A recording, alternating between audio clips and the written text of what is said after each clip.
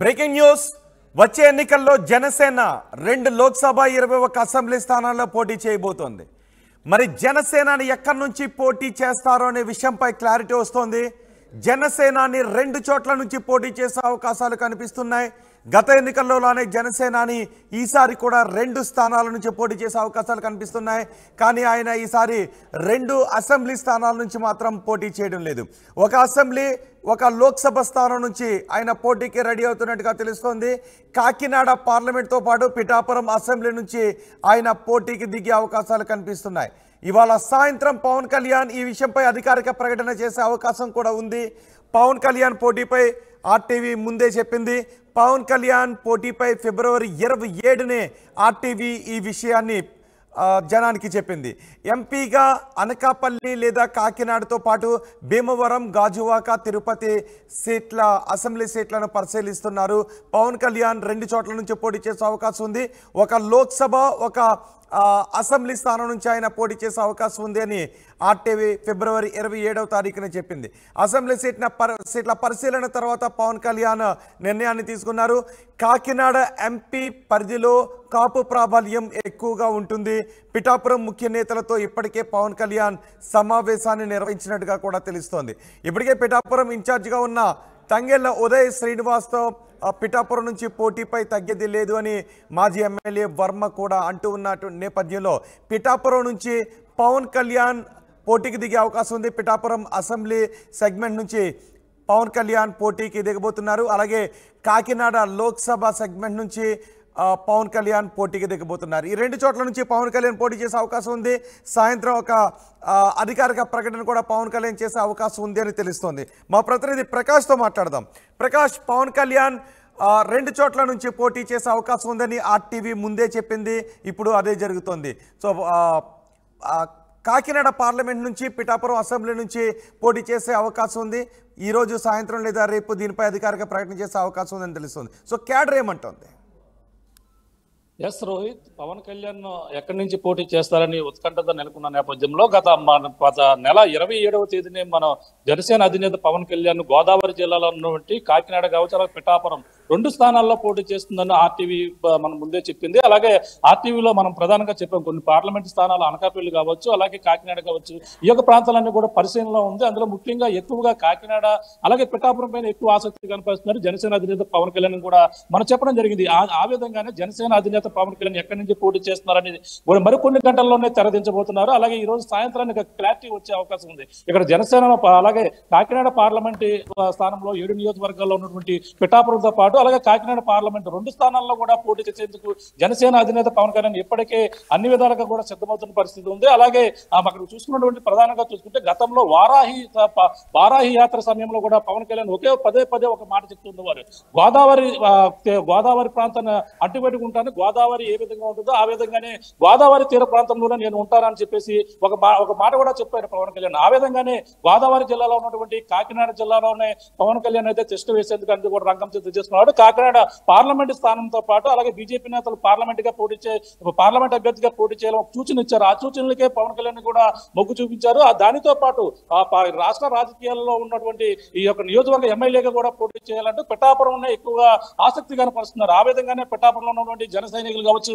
అందరూ కూడా పవన్ కళ్యాణ్ రావాలని ఒక పక్కన ఎదురు చూస్తున్నటువంటి పరిస్థితి ఉంది. పవన్ కళ్యాణ్ వస్తే ఇక్కడ భారీ మెజార్టీతో గెలిపిస్తామని ఇప్పటికే జన సైనికులు పిఠాపురం నియోజకవర్గంలో ఇప్పటికే ఆనందం వ్యక్తం చేస్తున్న పరిస్థితి మరో పక్క కనపడుతుంది. ఇప్పటికే అక్కడ ఉన్నటువంటి జనసేన ఇన్ఛార్జిగా తంగెళ్ల శ్రీనివాస్ ఉన్నారు. అలాగే మరో పక్కన టీడీపీ ఇన్ఛార్జిగా రెబల్ అభ్యర్థి ఎవరైతుందో వర్మ కూడా టీడీపీ నుంచి అయితే గట్టి పోటీగా ఉన్నాడు చెప్పాలి. ఆయన కూడా గత కొన్నాళ్ళ నుంచి కూడా టికెట్ ఆశిస్తున్నారు. ఎట్టి పరిస్థితుల్లో కూడా ఇక్కడ ఎవరికి టికెట్ ఇచ్చినా సరే నేను ఇండిపెండెంట్ గానే పోటీ చేస్తానంటూ కూడా ఇటీవల కూడా ప్రచారం చేశారు. కానీ ఇప్పటికే కుటుంబ సభ్యులతో ప్రచారం కూడా చేస్తున్నటువంటి పరిస్థితి ఉంది. కానీ పవన్ కళ్యాణ్ పోటీ చేస్తే అక్కడ ఏ విధంగా సపోర్ట్ చేస్తారనేది కూడా ఒక చర్చ కూడా జరుగుతున్న పరిస్థితి ఉంది.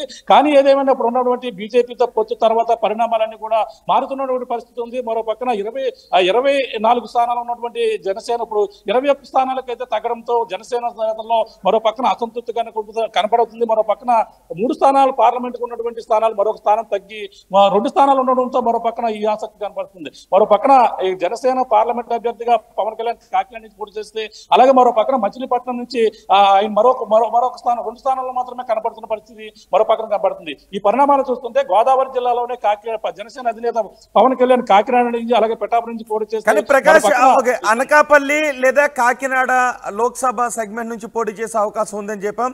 ఎందుకు కాకినాడనే జనసేన చూస్ చేసుకుంటున్నట్టు తెలుస్తుంది. అలాగే తిరుపతి లేదా పిఠాపురం అసెంబ్లీ సెగ్మెంట్ నుంచి పోటీ చేసే అవకాశం ఉందని ముందే చెప్పాం. ఎందుకు పిఠాపురం వైపే జనసేనని ఎక్కువగా ఆలోచిస్తున్నట్టు తెలుస్తుంది?